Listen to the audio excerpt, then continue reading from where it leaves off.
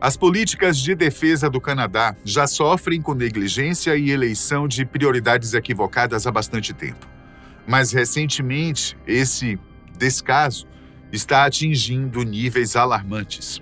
Todos sabemos que a instabilidade global está aumentando cada vez mais, com os conflitos na Ucrânia, Oriente Médio e Indo-Pacífico.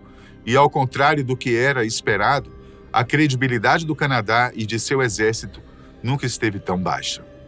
As forças armadas do país norte-americano estão subfinanciadas, subequipadas e mal preparadas para os desafios futuros, o que pode gerar sérias consequências, não só para o Canadá, como para todo o cenário global.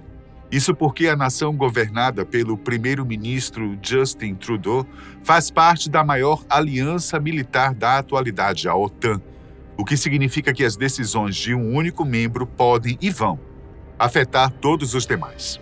Antigamente, o Canadá era considerado uma potência respeitada e tinha uma boa reputação por travar lutas que estavam bem acima de seu patamar, mas hoje o país está sendo considerado um retardatário no quesito de preparação militar e segurança coletiva.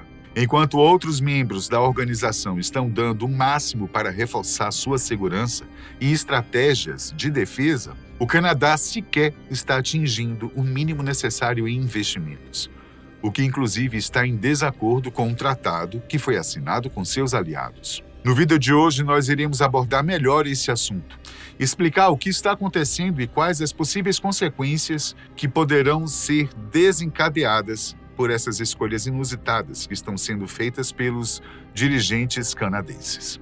A Organização do Tratado do Atlântico Norte, a OTAN, foi criada em um contexto de crescente tensão geopolítica entre as nações ocidentais e a União Soviética, no período após a Segunda Guerra Mundial. A assinatura do pacto foi realizada em 4 de abril de 1949, um ano depois da criação da primeira aliança político-militar, o Tratado de Bruxelas.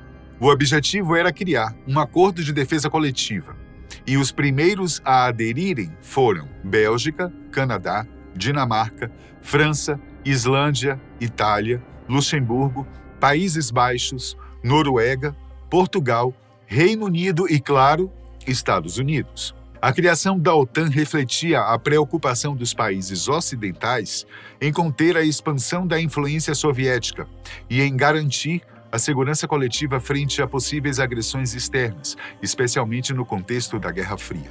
Por isso, o coração deste tratado é o seu artigo 5º, que prevê que um ataque armado contra qualquer membro será tratado como um ataque contra todos. Esse princípio de defesa coletiva visa desestimular qualquer agressor potencial, pois significa que um ataque a um país resultaria em uma resposta coordenada de todos os membros.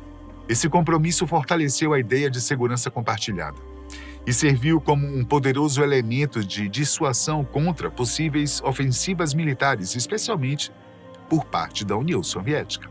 Durante a Guerra Fria, a OTAN desempenhou um papel essencial como um contrapeso ao Pacto de Varsóvia, a aliança militar liderada pela União Soviética que foi criada em 1955. Sua presença ajudou a evitar confrontos diretos entre os blocos, ao reforçar a ideia de que qualquer conflito com um membro da organização teria consequências devastadoras. Além disso, a aliança manteve uma força militar robusta e realizou exercícios conjuntos regulares para demonstrar prontidão e unidade. E isso é muito, muito importante. Com o fim da Guerra Fria e a dissolução do Pacto de Varsóvia em 1991, a OTAN passou por uma transformação significativa. Ela expandiu-se para incluir países do leste europeu como Polônia, Hungria e República Tcheca, e posteriormente os estados bálticos, aumentando sua presença estratégica próxima à Rússia. Essa expansão consolidou a estabilidade da Europa Oriental e reforçou a cooperação em segurança entre antigos adversários.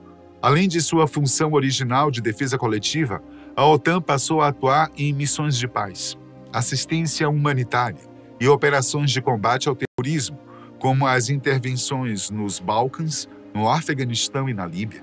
Recentemente, a aliança também se concentrou em ameaças emergentes, como ataques cibernéticos e o uso de tecnologias avançadas em conflitos, adaptando-se as dinâmicas do século XXI. Assim, a OTAN se consagrou como um dos pilares da segurança internacional, funcionando como um meio de dissuasão de agressões inimigas e como um fórum de cooperação entre nações democráticas. Mas a sua base sempre foi a mesma: o senso de coletividade. Portanto, quando um dos países membros não colabora, não cumpre os acordos e se distancia dos demais, todo o princípio de funcionamento do pacto vai por água abaixo. E é exatamente isso que está acontecendo com o Canadá. Atualmente, os gastos com defesa do Canadá estão entre 1,29% e 1,37% de seu PIB, muito abaixo da meta mínima da OTAN de 2%.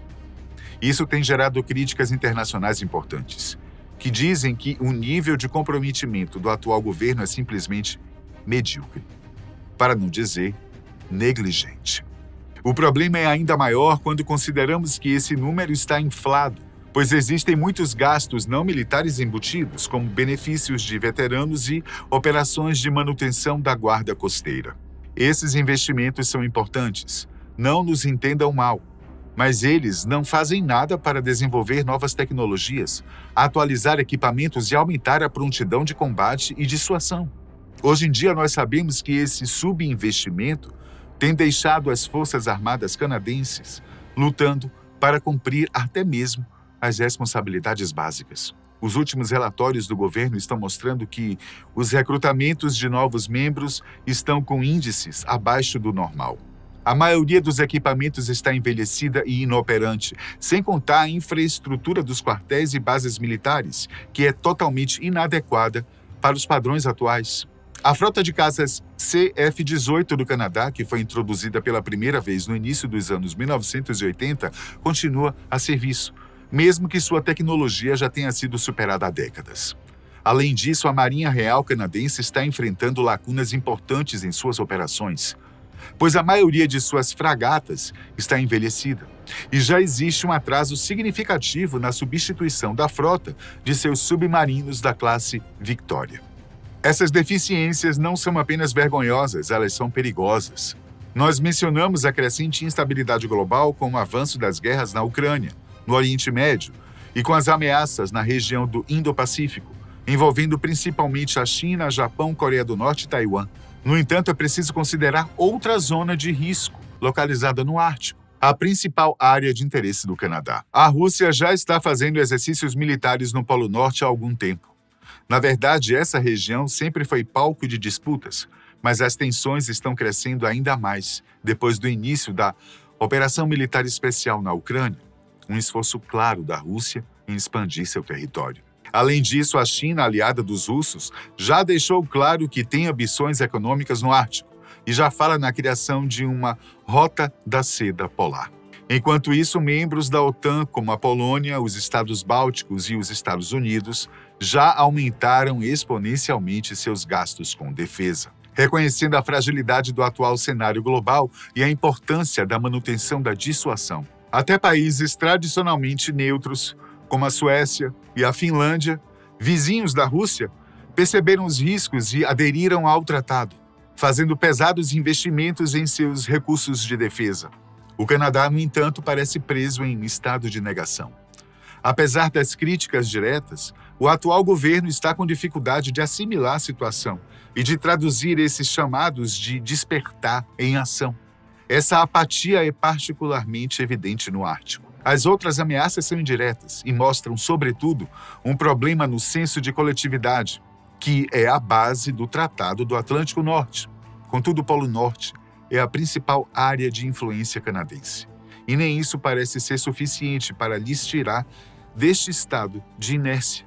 A Rússia já construiu dezenas de bases militares em seus territórios árticos e implantou sistemas de armas avançadas por lá. A China, apesar de não ter território ártico, declarou-se um estado quase ártico e tem usado a parceria com os russos para aumentar sua presença por meio de expedições científicas e empreendimentos econômicos. O Canadá, por sua vez, permanece apático à situação. Havia uma promessa para modernizar o North Warning System, ou Sistema de Alerta do Norte, um componente crítico do sistema de defesa pertencente ao NORAD, o Comando de Defesa Aérea da América do Norte, mas a atualização está atrasada há anos. Para resolver esses problemas, o Canadá precisa rever suas prioridades e focar suas ações em 3 eixos principais: assegurar soberania e segurança no Ártico, já que ele é o país mais próximo da região e precisa defender os recursos naturais e econômicos presentes por lá, garantir a defesa do Atlântico Norte e Pacífico Norte, suas principais zonas de influência e que são extremamente importantes no cenário global, e agilizar a aquisição e gestão de pessoal, fazendo investimento em modernização de suas forças armadas, que estão sendo negligenciadas há bastante tempo. A agilidade na correção desses problemas é de suma importância, especialmente pelas implicações relacionadas à parceria estabelecida com os Estados Unidos. Atualmente, os Estados Unidos estão focados nos conflitos internacionais, que mencionamos anteriormente, e seria de grande ajuda que o Canadá garantisse a segurança de suas regiões próximas, investindo em recursos do NORAD, por exemplo. Mas o que nós estamos vendo é justamente o contrário. Por conta desse adormecimento, o Canadá está sendo incapaz de garantir a presença aliada nas regiões do Ártico, do Atlântico Norte e do Pacífico Norte, o que sobrecarrega ainda mais os investimentos feitos pelos americanos. Esse desequilíbrio é uma das principais fontes de fragilidade que a OTAN tem nos dias de hoje, o que pode complicar o futuro das relações diplomáticas. O plano do primeiro-ministro Justin Trudeau é garantir que a meta de 2% de investimento em defesa seja cumprida até 2032, o que é profundamente vergonhoso para um dos países mais notórios da organização. Os Estados Unidos já investem 3,38% de seu PIB e ainda estão atrás de países como Polônia e Estônia, que já sofreram com as mazelas de guerras passadas e estão preocupados em garantir suas defesas. Atualmente, o Canadá é o 6º maior PIB da OTAN, mas está apenas em 27º lugar em investimentos, o que é realmente difícil de se justificar. É certo que outras áreas como saúde, educação, tecnologia, ciência e pesquisa são louváveis, mas é importante estar atento ao redor para saber o que priorizar em cada momento. Caso contrário, tudo que está sendo feito poderá sucumbir, pois infelizmente sempre existirá aqueles que preferem competir e lutar ao invés de garantir o crescimento unificado da humanidade. Até a próxima.